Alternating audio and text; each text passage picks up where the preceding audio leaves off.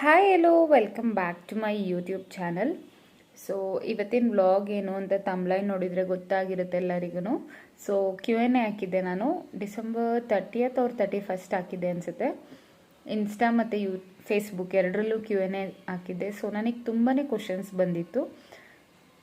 Repeat ಕ್ವಶನ್ಸೇ ಜಾಸ್ತಿ ಇತ್ತು ಮತ್ತು ತೀರಾ ಪರ್ಸ್ನಲ್ ಕ್ವಶನ್ಸ್ಗೆ ನಾನು ಆನ್ಸರ್ ಮಾಡೋಕ್ಕೆ ಟ್ರೈ ಮಾಡಿಲ್ಲ ಇಲ್ಲಿ, ಬಿಕಾಸ್ ನಂಗೆ ಅದು ಕಂಫರ್ಟಬಲ್ ಅಂತ ಅನಿಸಿಲ್ಲ. ಅದಕ್ಕೋಸ್ಕರ so I'm really sorry for it.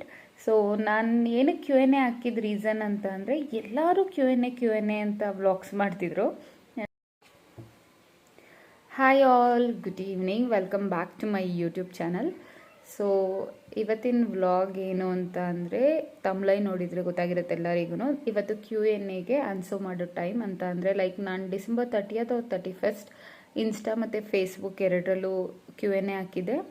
So ಅದಕ್ಕೆ ತುಂಬಾ ಕ್ವಶನ್ಸ್ ಬಂದಿತ್ತು, ರಿಕ್ವೆಸ್ಟು. ಸೊ ಅದಕ್ಕೆಲ್ಲ ಆನ್ಸರ್ ಮಾಡೋಕ್ಕೆ ಟ್ರೈ ಮಾಡಿದ್ದೀನಿ. ಮತ್ತು ಜಾಸ್ತಿ ರಿಪೀಟೆಡ್ ಕ್ವಶನ್ಸೇ ಇತ್ತು. ಕೆಲವೊಂದು ಕ್ವಶನ್ ತೀರಾ ಪರ್ಸ್ನಲ್ ಅಂತ ಇದ್ದಿದ್ದಕ್ಕೆ ನಾನು ಆನ್ಸರ್ ಮಾಡೋಕ್ಕೆ ಟ್ರೈ ಮಾಡಿಲ್ಲ, ಬಿಕಾಸ್ ನಂಗೆ ಅದು ಕಂಫರ್ಟಬಲ್ ಅಂತ ಅನ್ನಿಸ್ಲಿಲ್ಲ. ಅದಕ್ಕೋಸ್ಕರ I am really sorry for it. So Q&A vlog ಮಾಡ್ತಿರೋ ರೀಸನ್ ಏನು ಅಂತ ಅಂದರೆ, ನಾನು ಯೂಟ್ಯೂಬಲ್ಲಿ ನೋಡುವಾಗ ಎಷ್ಟೊಂದು ಜನ Q&A ಅಂತ ವ್ಲಾಗ್ ಮಾಡಿದರು. ಸೊ ಅದಕ್ಕೋಸ್ಕರ ಅಂತ ಅಂದ್ಬಿಟ್ಟು ನಾನು ಟ್ರೈ ಮಾಡುವ 2024 ಎಂಡ್ ಆಗೋ ಅಷ್ಟೊತ್ತಿಗೆ ಒಂದು ಸತಿ Q&A ಹಾಕೋಣ. ಏನೇನು ಕ್ವಶನ್ಸ್ ಬರ್ಬೋದು, ಏನೇನು ಎಕ್ಸ್ಪೆಕ್ಟೇಷನ್ಸ್ ಇದೆ, ಇಲ್ಲಾಂದರೆ ಏನಾದ್ರು ಮಿಸ್ಟೇಕ್ಸ್ ಇದ್ದರೆ ತಿದ್ಕೊಳ್ಳೋಣ 2025ಗೆ.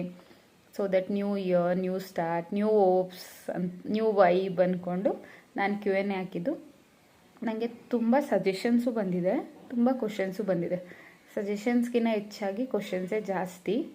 ಸೊ ತುಂಬ ತಿಳ್ಕೊಳ್ಳೋದು ಕೂಡ ಇದೆ ಅದರಲ್ಲಿ ಅಂತಲೇ ಅಂದ್ಕೊಂಡೆ ನಾನು. ಸೊ ಅದನ್ನೆಲ್ಲ ನಾನು ಸರಿಪಡಿಸ್ಕೊಳ್ಳೋಕೆ ಟ್ರೈ ಮಾಡ್ತೀನಿ ಕೂಡ. ಸೊ 2025 ಎಲ್ಲರೂ ಒಳ್ಳೊಳ್ಳೆ ರೆಸಲ್ಯೂಷನ್ ಮಾಡ್ಕೊಂಡಿದ್ದೀರಾ ಅಂತ ಅಂದ್ಕೊತೀನಿ. ಸೊ ನಾನು ಅಷ್ಟೇನು ಜಾಸ್ತಿ ಓಪ್ಸ್ ಇಟ್ಕೊಂಡಿಲ್ಲ, ಬಿಕಾಸ್ ನಾನು 2024 ತುಂಬಾ ಓಪ್ಸ್ ಇಟ್ಕೊಂಡಿದ್ದೆ. ಅದು ಯಾವುದು ಕರೆಕ್ಟಾಗಿ ಆಗಲಿಲ್ಲ. ಅದಕ್ಕೋಸ್ಕರ ನಂಗೆ ಸಖತ್ತು ಬೇಜಾರಾಯಿತು. 2024 ನಂಗೆ ಅಷ್ಟು ಚೆನ್ನಾಗಿ ಇರಲಿಲ್ಲ ಕೂಡ.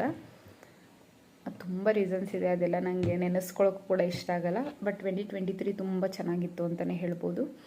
2024 ನಾನು ತುಂಬಾ ಕಷ್ಟಪಟ್ಟಿದ್ದು ಅಂತ ಕೂಡ ಅನಿಸುತ್ತೆ ನನಗೆ. ಕಷ್ಟ ಅಂತ ಅಲ್ಲ, ಏನೋ ಒಂಥರ ಚೆನ್ನಾಗಿರಲಿಲ್ಲ, ಲೀವ್ ಇಟ್ ಅನ್ಕೋಬೋದು. So coming to the point, so questions ಏನು ಅಂತ ಹೇಳ್ತೀನಿ, ಆನ್ಸರ್ಸು ಮಾಡ್ತೀನಿ. ಸೊ ನೀವೆಲ್ಲ ಏನೇನು ರೆಸಲ್ಯೂಷನ್ ಮಾಡ್ಕೊಂಡಿದ್ದೀರಾ ಮತ್ತು 2024 ನಿಮಗೆ ಹೇಗಿತ್ತು ಅದೆಲ್ಲ ಒಂದು ಸತಿ ಕಮೆಂಟ್ ಸೆಕ್ಷನಲ್ಲಿ ಕಮೆಂಟ್ ಮಾಡಿ. ಮತ್ತು ಯಾರ್ಯಾರೆಲ್ಲ ಕ್ವಶನ್ಸ್ ಹಾಕಿದ್ರಿ ಅವರೆಲ್ಲ ನನ್ನ ಚಾನಲ್ ಸಬ್ಸ್ಕ್ರೈಬ್ ಮಾಡ್ಕೊಂಡಿದ್ರೆ ಖಂಡಿತವಾಗ್ಲೂ ಆನ್ಸರ್ ಸಿಕ್ಕಿದೆ ಅಂತ ಅಂದ್ಕೊತೀನಿ. ಎಂಡ್ ಆಫ್ ದ ವ್ಲಾಗ್ ತನಕ ಕಂಪ್ಲೀಟಾಗಿ ನೋಡಿದ್ರೆ. ಯಾರ್ಯಾರೆಲ್ಲ ಸಬ್ಸ್ಕ್ರೈಬ್ ಮಾಡ್ಕೊಳ್ದಲ್ಲೇ ಚಾನಲ್ ನೋಡ್ತಿದ್ದೀರಾ, ದಯವಿಟ್ಟು ಸಬ್ಸ್ಕ್ರೈಬ್ ಮಾಡ್ಕೊಳ್ಳಿ. ಹಾಗೆ ಬೆಲ್ ಬಟನ್ ಪ್ರೆಸ್ ಮಾಡೋದನ್ನ ಕೂಡ ಮರಿಬೇಡಿ. ಸೊ ಫಸ್ಟ್ ಕ್ವಶನ್ ಬಂದುಬಿಟ್ಟು, ನಂದು ಹೋಮ್ ಟೌನ್ ಯಾವುದು ಅಂತ ಅಂದ್ಬಿಟ್ಟು. ಸೊ ನಾನು ಇಂಟ್ರಡಕ್ಷನ್ ವಿಡಿಯೋ ಮಾಡಿದಾಗಲೇ ಹೇಳಿದ್ದೆ, ನಂದು ಹೋಮ್ ಟೌನ್ ಬಂದುಬಿಟ್ಟು ಹಾಸನ್ ಡಿಸ್ಟ್ರಿಕ್ಟ್, ಚನ್ನರಾಯಪಟ್ಟಣ.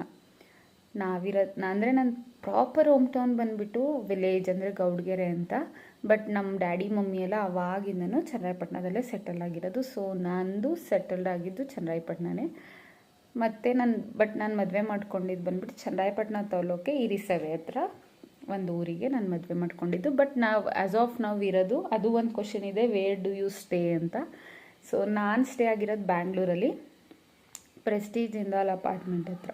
ನಾನು ಸ್ಟೇ ಆಗಿರೋದು ಬ್ಯಾಂಗ್ಳೂರು ಪ್ರೆಸ್ಟೀಜ್ ಇಂದಾಲ್ ಅಪಾರ್ಟ್ಮೆಂಟ್ ಹತ್ರ. ಸೊ ಎರಡು ಕ್ವಶನ್ಗೂ ಒಂದೇ ಟೈಮ್ ಆನ್ಸರ್ ಮಾಡಿದ್ದೀನಿ. ಸೊ ಕ್ಲಿಯರ್ ಆಯಿತು ಅಂತ ಅಂದ್ಕೊತೀನಿ. So coming to the next question. Okay, coming to the next question, ಮದುವೆ ಆಗಿ ಎಷ್ಟು ವರ್ಷ ಆಗಿದೆ ಅಂತ. ನಾನು ಮದುವೆ ಆಗಿ 4.5 years ಆಗಿದೆ. ಬಟ್ ಸ್ಟಿಲ್ ನನಗಿನ್ನ 4 days ಕಂಪ್ಲೀಟ್ ಆಗಿದೆ ಅಂತ ಫೀಲ್ ಆಗಲ್ಲ, ಬಿಕಾಸ್ ನನಗಿನ್ನ ಅದು ಇನ್ನು ಇವಾಗ ನಡೆದಿದ್ದು ಮದುವೆ ಎಲ್ಲ ಇವಾಗ ಆಗಿದ್ದು ಅಂತಲೇ ಫೀಲ್ ಇದೆ. ಯಾಕೆಂದರೆ ಅಷ್ಟು ವರ್ಷ ಆಯಿತಾ ಅಂತ ನನಗೆ ಆಶ್ಚರ್ಯ ಆಗುತ್ತೆ. ಸೊ ನಾನು ಮದುವೆ ಆಗಿದ್ದು ಕೋವಿಡ್ ಟೈಮಲ್ಲಿ 2020ಯಲ್ಲಿ. So it's almost been 4.5 years ಆಗಿದೆ. ಮತ್ತು ಇನ್ನೂ ಒಂದು ಕ್ವಶನ್, ಸೇಮ್ ಕ್ವಶನಲ್ಲೇ ಆನ್ಸರ್ ಮಾಡೋಕ್ಕೆ ಟ್ರೈ ಮಾಡ್ತೀನಿ. ನಿಮ್ಮದು ಲವ್ ಮ್ಯಾರೇಜಾ ಅರೇಂಜ್ ಮ್ಯಾರೇಜಾ ಅಂತ. ನಂದು love cum arrange marriage. COVID ಟೈಮಲ್ಲಿ ಆಗಿಲ್ಲ ಅಂತ ಅಂದಿದ್ರೆ, ಕೋವಿಡ್ ಬಂದಿಲ್ಲ ಅಂದಿದ್ರೆ ನಾನು ಮದುವೆ ಟೈಮಲ್ಲಿ ತುಂಬ ಗ್ರ್ಯಾಂಡಾಗೆ ಮದುವೆ ಮಾಡಬೇಕು ಅಂತ ಇದ್ದಿದ್ದು. ತುಂಬ ಚೆನ್ನಾಗಿ ಎಲ್ಲ ಪ್ಲ್ಯಾನ್ಸ್ ಎಲ್ಲ ಆಗಿತ್ತು. ಬಟ್ ಎಲ್ಲ ಫೇತ್ ಅಷ್ಟೇ. ದೇವಸ್ಥಾನದಲ್ಲೇ ಸಿಂಪಲ್ಲಾಗಿ ಮದುವೆ ಆಗಿದ್ದು. 2020ಯಲ್ಲೇ ನನ್ನ ಮ್ಯಾರೇಜ್ ಆಗಿದ್ದು. ಸೊ ಅದಕ್ಕೂ ಆನ್ಸರ್ ಸಿಕ್ತು ಅಂತ ಅಂದ್ಕೊತೀನಿ. ಸೊ ನೆಕ್ಸ್ಟ್ ಕ್ವಶನ್ ಬಂದುಬಿಟ್ಟು ಯಾವ ಕಂಪ್ನಿಯಲ್ಲಿ ವರ್ಕ್ ಮಾಡ್ತೀರಾ ಅಂತ. ಸೊ ಯಾವ ಕಂಪ್ನಿಯಲ್ಲಿ ವರ್ಕ್ ಮಾಡ್ತೀನಿ ಅನ್ನೋದನ್ನ ನಾನು ಪ್ರೀವಿಯಸ್ ವೀಡಿಯೋಸ್ ಅಥವಾ previous vlog, shorts, insta profile ಎಲ್ಲ ನೋಡಿದ್ರು ಗೊತ್ತಾಗಿರ್ಬೋದು. ನಾನು ರಿವೀಲ್ ಮಾಡಿದ್ದೆ ಅಂಬಾನಿಯವ್ರ ಮಗನ ಮದುವೆ ಆದಾಗ ನಾನು ರಿವೀಲ್ ಮಾಡಿದ್ದೆ ಯಾವ ಕಂಪ್ನಿಲಿ ವರ್ಕ್ ಮಾಡ್ತೀನಿ ಅಂತ. ಬಿಕಾಸ್ ನಮಗೆಲ್ಲ ಅವಾಗ ಗಿಫ್ಟ್ ಹ್ಯಾಂಪರ್ ಬಂದಿತ್ತು, ಅದಕ್ಕೋಸ್ಕರ ನಾನು ಅದ್ರದ್ದು ಒಂದು ವ್ಲಾಗ್ ಮಾಡಿದ್ದೆ. ಆವಾಗ ನಾನು ರಿವೀಲ್ ಮಾಡಿದ್ದೆ ಕೂಡ. ಸೊ ಇವಾಗ ಆಲ್ರೆಡಿ ಇಂಟ್ ಸಿಕ್ಕಿರ್ಬೋದು ನಾನು ಯಾವ ಕಂಪ್ನಿಲಿ ವರ್ಕ್ ಮಾಡ್ತಿದ್ದೀನಿ ಅಂತ. ನಾನು ವರ್ಕ್ ಮಾಡ್ತಾ ಇರೋದು ಕಂಪನಿ ಬಂದುಬಿಟ್ಟು ರಿಲಯನ್ಸಲ್ಲಿ. ಮತ್ತು ವರ್ಕ್ ಫ್ರಮ್ ಹೋಮ್ ನಂದು almost permanent work from home ಅಂತಲೇ ಹೇಳ್ಬೋದು. ಬಿಕಾಸ್ ಯಾವತ್ತಿಗೂ ಅವ್ರ ಆಫೀಸಿಗೆ ನಮಗೆ ಕರೆದಿಲ್ಲ. ಇಟ್ಸ್ ಬೀನ್ ಆಲ್ರೆಡಿ 7th ಮಂತಿಂದ ನಂದು ರಿಲಯನ್ಸಿಗೆ ಜಾಯ್ನ್ ಆಗಿ. ಸೊ ಎರಡಕ್ಕೂ ಆನ್ಸರ್ ಸಿಕ್ತು. So next question, next trip ಯಾವಾಗ? ಸೊ ನಾನು ಫ್ರೆಂಡ್ಸ್ ಜೊತೆ ಟ್ರಿಪ್ ಹೋಗಿದ್ದಿದೆ ಫಸ್ಟ್ ಅಂತ ಅನಿಸುತ್ತೆ. ಫ್ರೆಂಡ್ಸ್ ವಿತ್ ನನ್ನ ಹಸ್ಬೆಂಡ್ ಕೂಡ ಎಲ್ಲರೂ ಕಪಲ್ಸೇ ಹೋಗಿದ್ದು ನಾವು. ಸೊ ಗೋವಾ ಅಂತೂ ಸಖತ್ ಎಂಜಾಯ್ ಮಾಡಿದ್ದೀವಿ. ಬಟ್ ನಮಗೆ ತುಂಬ ಟೈಮ್ ಶಾರ್ಟೇಜ್ ಆಯಿತು ಅಂತಲೇ ಅನ್ಬೋದು. ನೆಕ್ಸ್ಟ್ ಟ್ರಿಪ್ ಯಾವಾಗ ಅಂದರೆ 2025ಯಲ್ಲೇ ಇದೆ. As soon as possible plan ಮಾಡ್ತಿದ್ದೀವಿ. ಬಿಕಾಸ್ ಎಲ್ಲರಿಗೂ ಲೀವ್ ಸಿಗಬೇಕು ಮತ್ತು ಪ್ಲ್ಯಾನ್ಸ್ ಮಾಡಬೇಕು. ಸೊ ಅದಕ್ಕೆ ಎಲ್ಲ ಪ್ಲ್ಯಾನಿಂಗಲ್ಲಿ ನಡೀತಿದೆ. ಯಾವಾಗ ಅಂತ ನಾನು soon of the time reveal ಮಾಡ್ತೀನಿ. So okay, most favourite question ನನಗಿದು, ನಿಮ್ಮದು ಪೆಟ್ ನೇಮ್ ಏನು ಅಂತ ಅಂದ್ಬಿಟ್ಟು. ನನಗೆ ಪೆಟ್ಸ್ ಅಂದರೆ ತುಂಬ ಇಷ್ಟ, ಎಸ್ಪೆಷಲಿ ಡಾಗ್ಸ್ ಅಂದರೆ ಹೆವಿ ಇಷ್ಟ. ನಾನು ಚಿಕ್ಕ ಹುಡುಗಿಯಿಂದ ಅಂದರೆ ನನ್ನ ಮೈಂಡ್ ಮೆಚ್ಯೂರ್ ಆದ ಡೇಯಿಂದ ಕೂಡ ನಾನು ಡಾಗ್ ಇಲ್ದಲೇ ಒಂದಿನ ಕೂಡ ಲೈಫ್ ಲೀಡ್ ಮಾಡಿಲ್ಲ. ಅದು ಅಮ್ಮನ ಮನೆ ಆಗಿರ್ಬೋದು, ಹಸ್ಬೆಂಡ್ ಮನೆ ಆಗಿರ್ಬೋದು, ಇವಾಗಿರೋದಾಗಿರ್ಬೋದು, ಡಾಗ್ಸ್ ಇಲ್ದಲೇ ನನ್ನ ಲೈಫೇ ಇಲ್ಲ ಅಂತಲೇ ಹೇಳ್ಬೋದು. ಸೊ ಚಿಕ್ಕ ಮಗುವಿಂದನೂ ನಮ್ಮ ಮನೇಲೂ ಹಂಗೆ ಬೆಳೆಸಿರೋದು. ನಾನು ನನ್ನ ಅಣ್ಣ ಇಬ್ಬರು ಮಕ್ಕಳಿಲ್ಲ, ಆ ಥರ ನೋಡೇ ಇಲ್ಲ. ಇನ್ನೂ ಒಂದು ಅಡಿಷನಲ್ ಥರನೇ ಇಟ್ಕೊಂಡಿದ್ದು. ಸೊ ಅದಕ್ಕೋಸ್ಕರ ಅಟ್ಯಾಚ್ಮೆಂಟ್ ನನಗೆ ಜಾಸ್ತಿ ಡಾಗ್ಸ್ ಮೇಲೆ.